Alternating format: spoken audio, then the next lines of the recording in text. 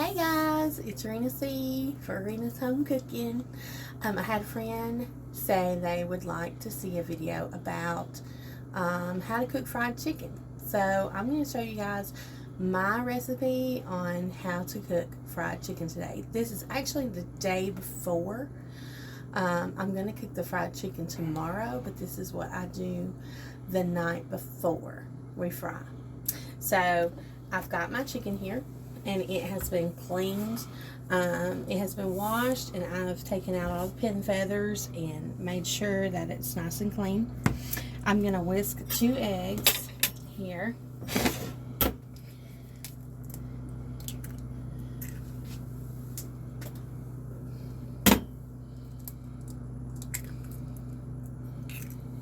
These are farm fresh eggs. We have 2 chickens, and so these you can't get any fresher. They just came from outside.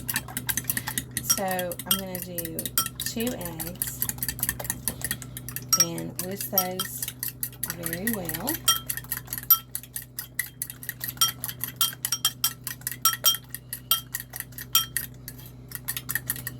And I'm going to put those on my chicken. And then to that, I'm going to add buttermilk. This is just a regular buttermilk. I'm going to shake it up.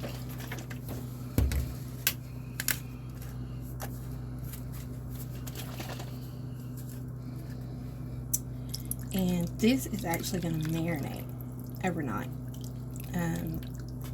You want to just do enough buttermilk to cover the chicken. To this, I'm going to add Tony's. And I just do enough to make sure it's seasoned really well. It's probably about 2 to 3 tablespoons. I really like it to be seasoned, so you can do it to your liking.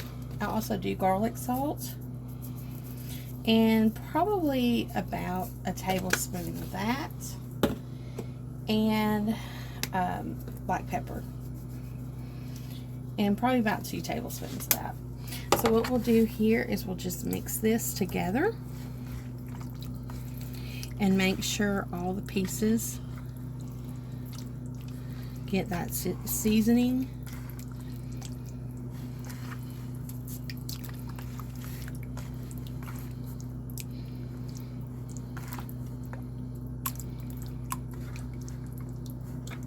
And these are thighs and these are legs. My family likes the dark meat. We're not huge wings and breast people. We like wings for like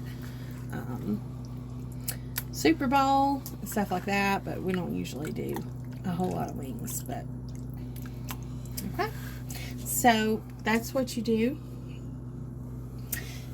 That's what you do with your chicken. And tomorrow I will show you how to batter this in seasoned flour, and we'll fry it up.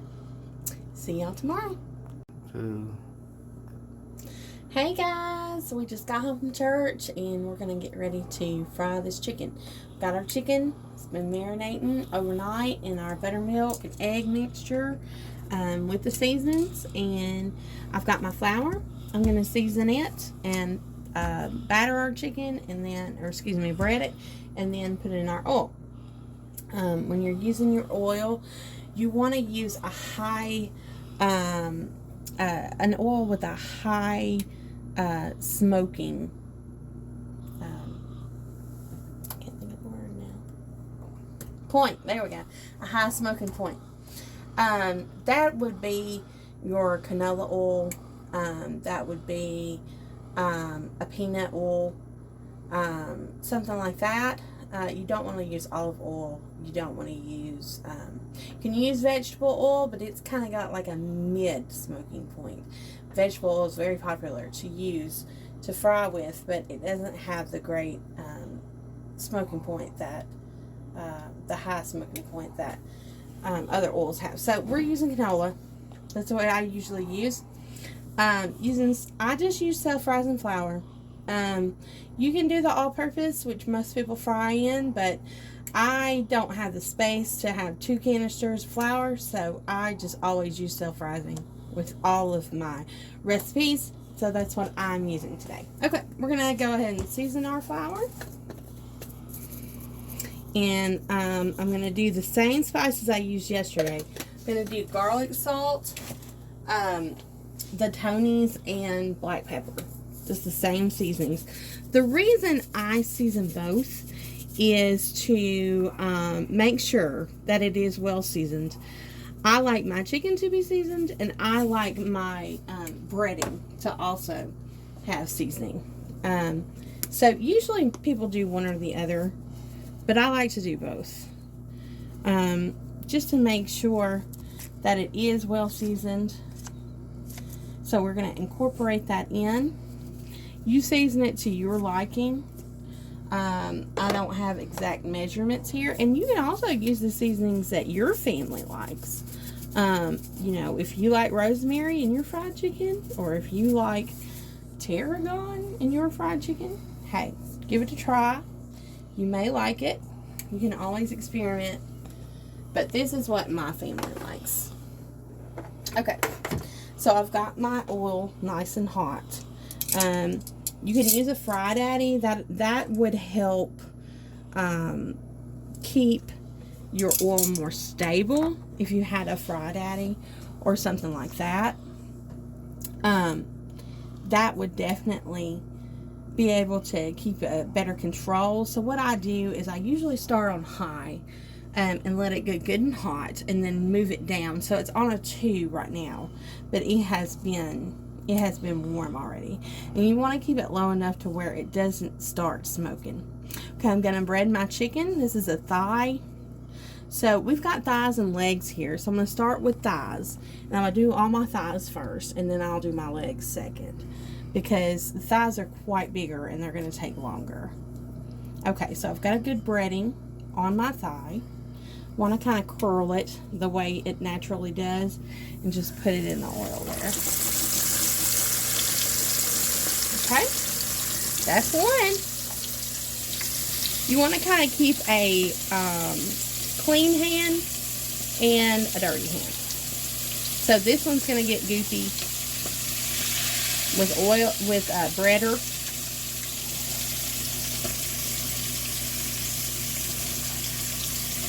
And try to keep one to just grab whatever you need to.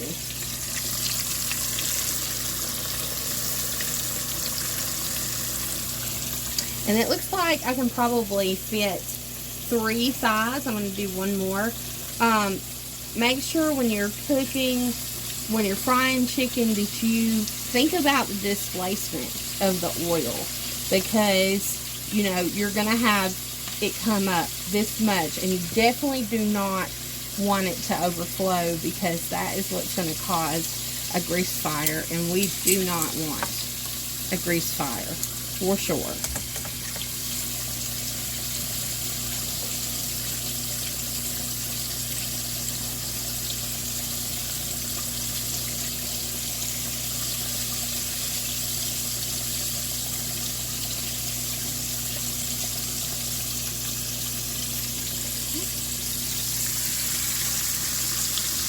Alright, and those are probably going to go about 4 minutes. I'm going to put on my timer and let those go, and I'll get right back with y'all.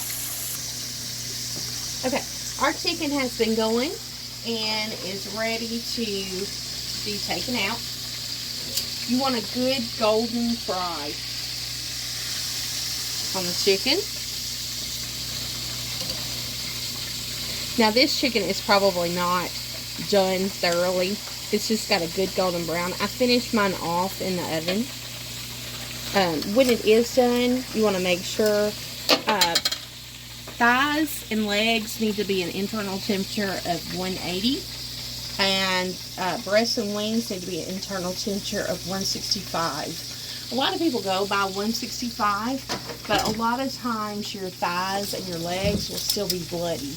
So they do need to go just a little bit longer for legs and thighs. Also, make sure you have a separate tongue for your chicken that has been cooking, because you don't want to do cross-contamination with your raw and your already has been cooked. Okay.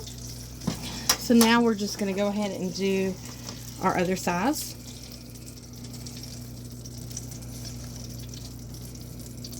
And put them in our oil.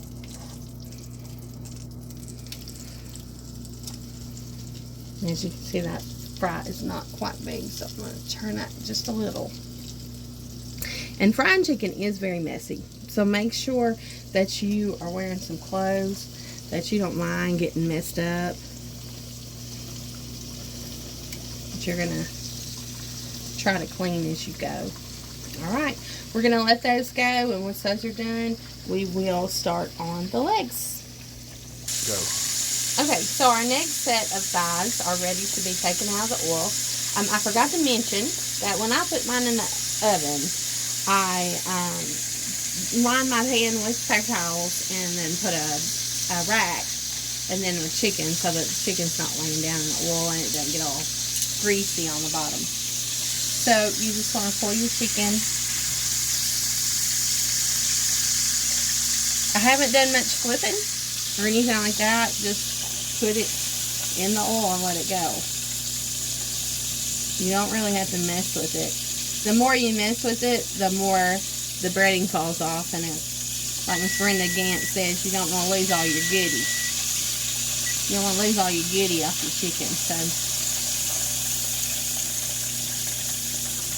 the more you mess with it, the more likely you are to have the breading fall off. Okay, I'm going to stick these in the oven. The thighs are going to take longer to cook than your legs, so it's good they get a head start. So now we're going to do our legs. We're going to put these in here and let them go. You want to monitor your oil throughout this process. It's going to get cold because you're putting cold chicken in there. So you may have to turn it up, turn it down during this process. So just monitor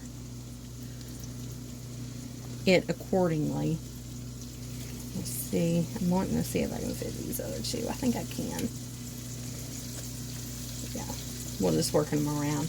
But yeah, so we're going to do these legs, and then when they get done, we'll be back with you, okay? Okay, so our legs have been cooking about 6 minutes in our oil, and they're ready to take out.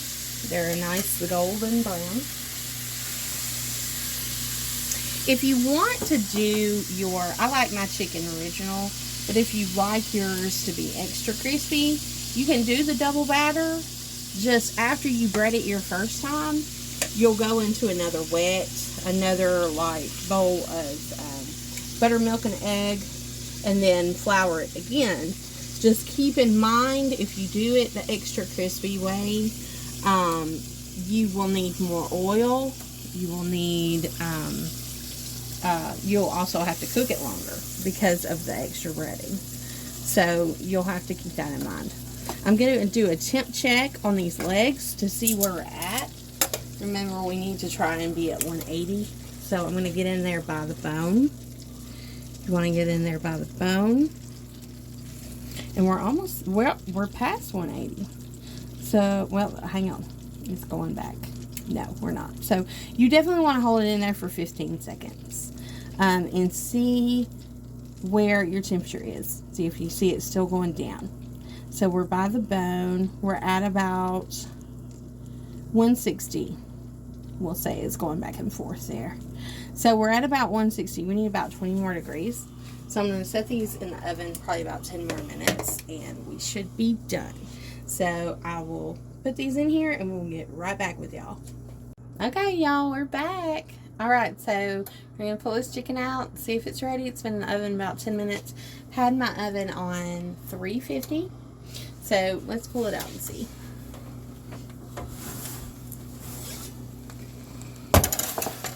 Ooh, looks pretty good. Let's get our thermometer and check. Like I said before, you want to get against the bone in your chicken. Okay, we're at 189 with our thigh, 190. That's great. With our leg,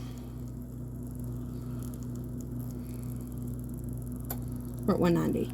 So that's a little more than what's suggested, but I'd rather it be a little more done than bloody. So I think that's fine. We're going to pair that today with a little macaroni and cheese that I made. We'll do that in a separate video. I love mac and cheese. I love a good mac and cheese. And then we've also got some green beans I'm warming up. And we'll do green beans in another video as well. So with your leftover grease, you can use it to fry other things.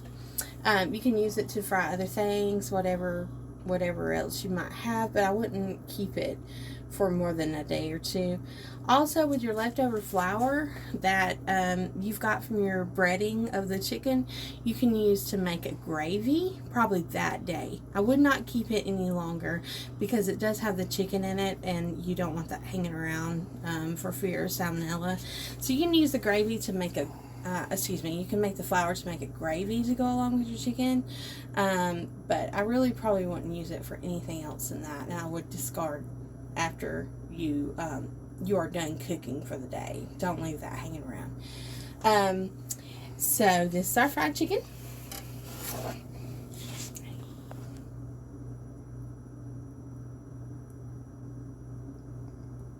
So we got a thumbnail of fried chicken.